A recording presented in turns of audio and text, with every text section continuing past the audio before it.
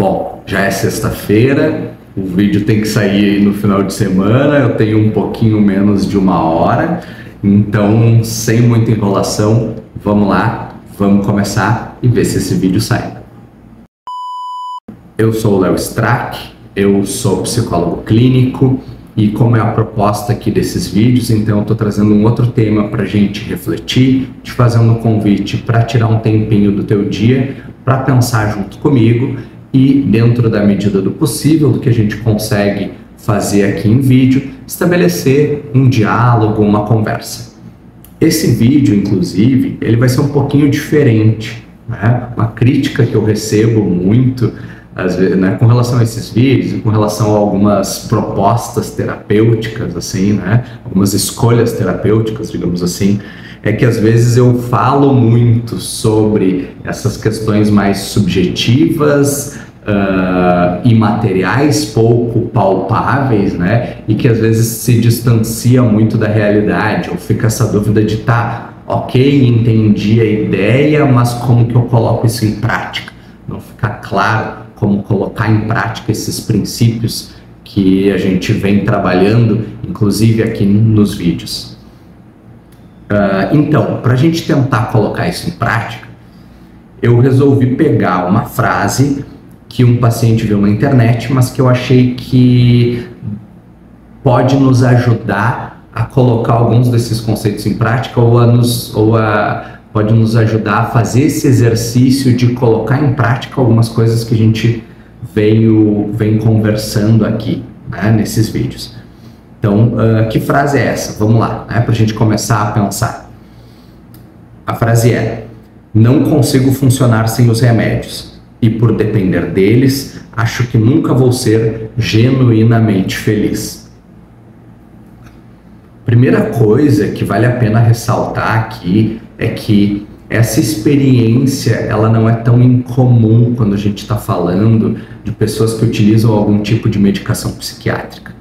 Essa sensação de que, às vezes, por utilizar uma medicação psiquiátrica, um antidepressivo, um ansiolítico, essa qualidade de vida, essa felicidade, essa experiência subjetiva que eu tenho, ela não é exatamente minha, ela veio da medicação e aí ela parece menos genuína, mais falsa. Pode gerar esse desconforto de que o que eu estou sentindo não é exatamente meu, ou não veio de mim, mas veio dessa medicação, e agora é bom, não é, quero manter, não quero, né? Então, assim, esse estranhamento, né, em relação à própria experiência subjetiva não é tão incomum assim quando a gente está falando de indivíduos que utilizam alguma medicação psiquiátrica. Mas assim, o que me chamou mais atenção nessa frase é o genuinamente. Né? Não consigo funcionar sem os remédios e, por depender deles, acho que nunca vou ser genuinamente feliz. Primeira pergunta que eu faria, talvez, para a pessoa que disse essa frase, né, é o que é ser genuinamente feliz? Vamos começar definindo o que é ser genuinamente feliz.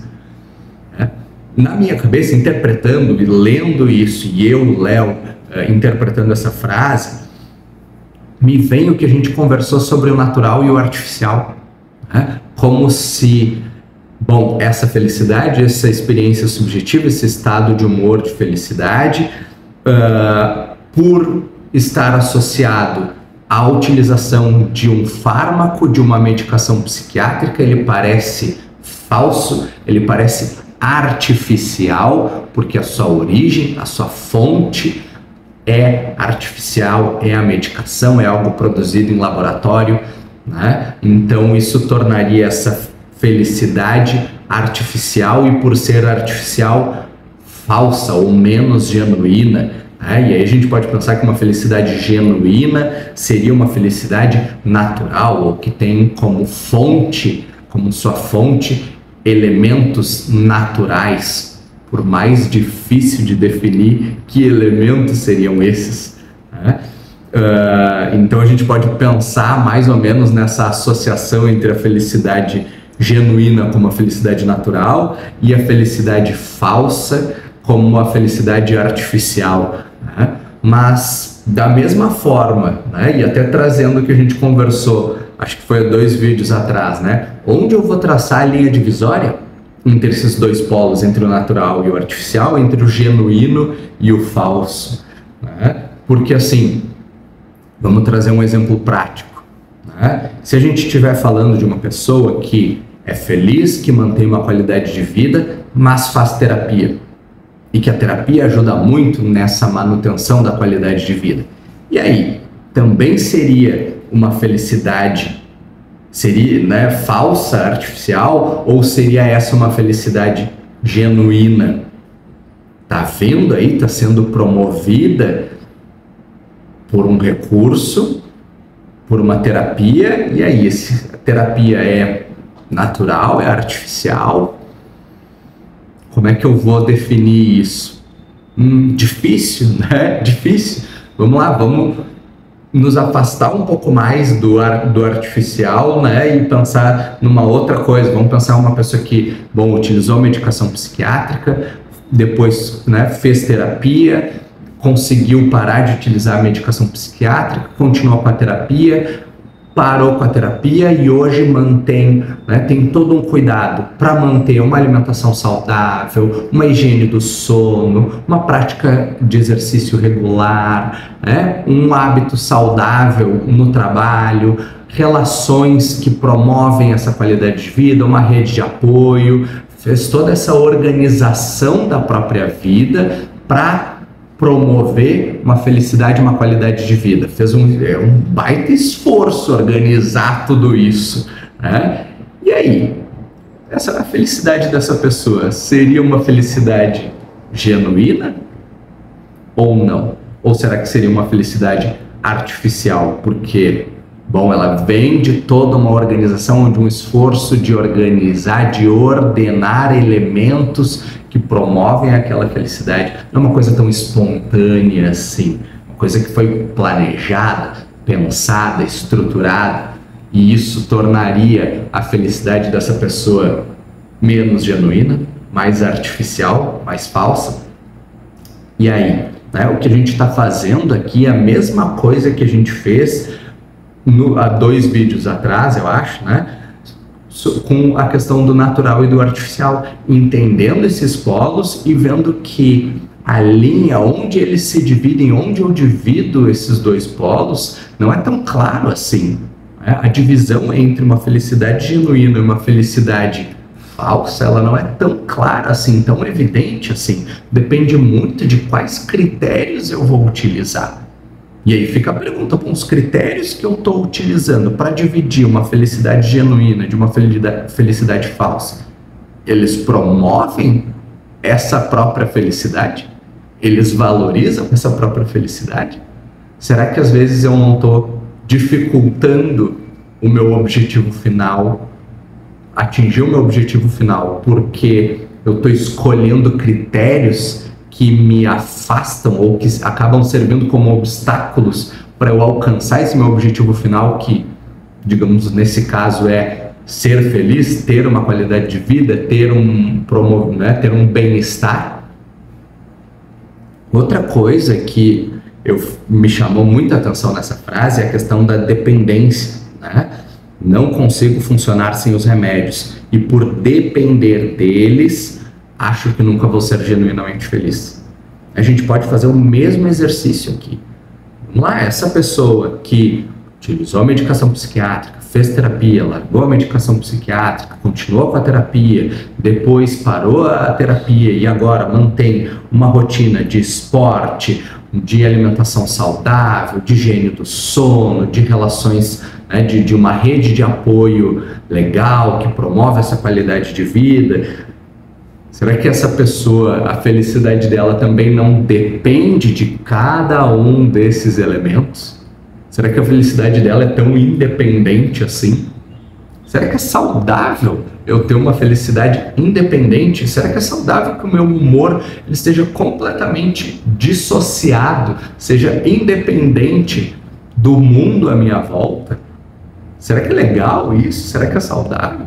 Será que eu consigo atingir esse objetivo?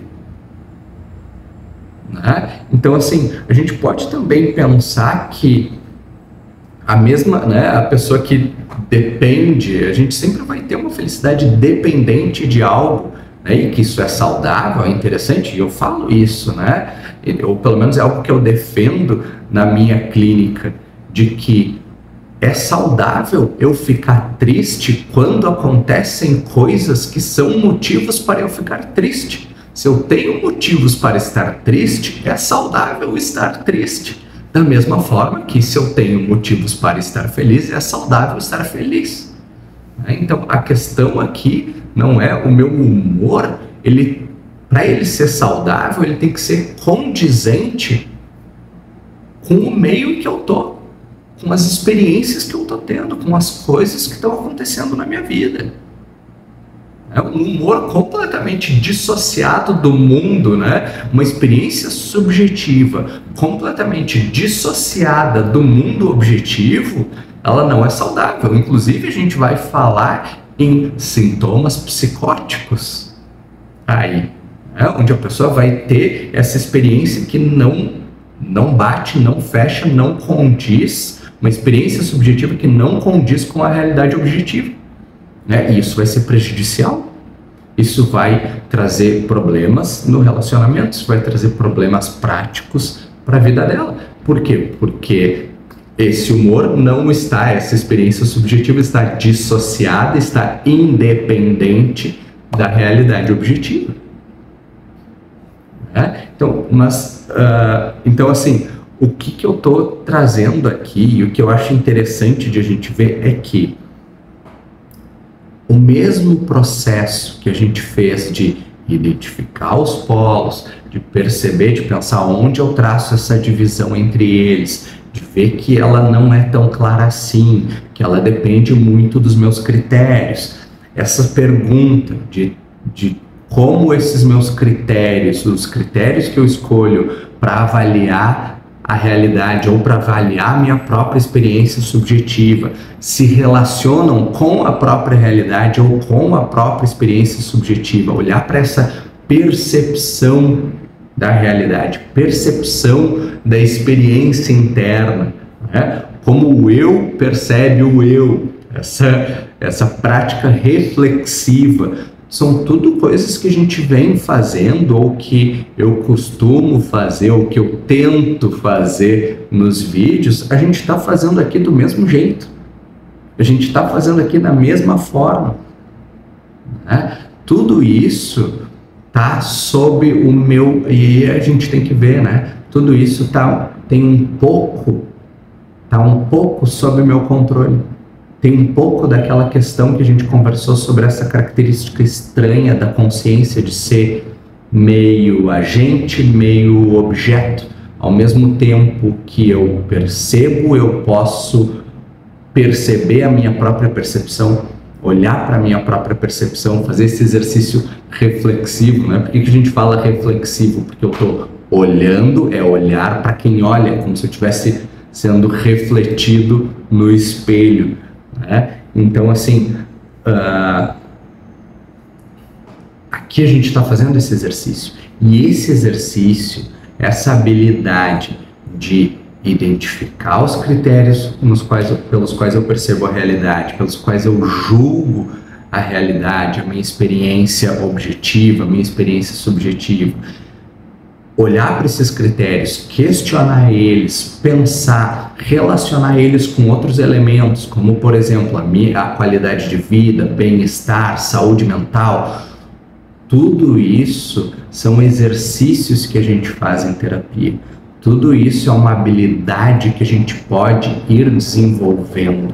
E a grande aposta, digamos assim, né? E eu falo isso, a grande aposta da terapia é que no momento em que a gente começa a olhar mais para nós mesmos e para a forma com que a gente percebe o mundo, a gente consegue